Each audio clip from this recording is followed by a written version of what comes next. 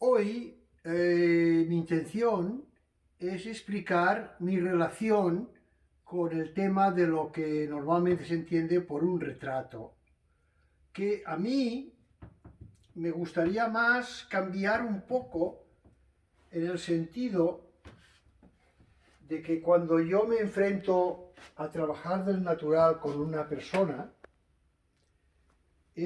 sería como una narrativa de esta persona.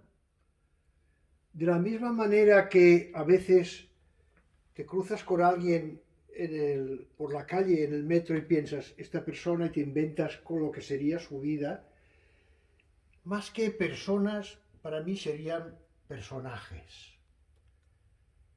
Naturalmente, encontrar a alguien, una modelo, en mi caso, que la relación es básicamente profesional, pero que con el tiempo se puede convertir en una cierta amistad, pero donde hay siempre una distancia que es el análisis de la expresión, de la vida, del peso de las cosas, de la psicología, que quizás se puede convertir en lo que sería un autorretrato a través de otra persona. Cómo descubrir un poco no solamente el misterio de la existencia, sino la relación de la persona con su entorno.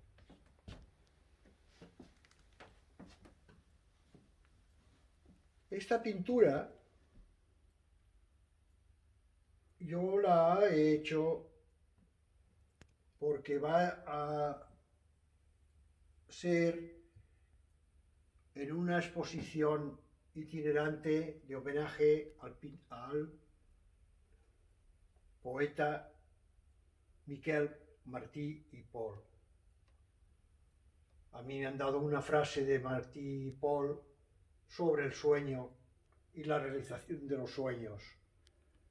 Y para mí la realización de los sueños es la cotidianidad e incluso podría decir cuando llega por la mañana la modelo con el termo de café con leche. O sea que las personas no son lo que son, sino con todo el bagaje que llevan consigo y la transformación que hacen cuando llega al estudio y cómo se transforma el estudio. En el estudio tengo gran cantidad de personas pintadas que a mí me gustaría pensar que por la noche, cuando me marcho, salen de los cuadros y hacen una fiesta a la cual me gustaría invitaros si fuera posible.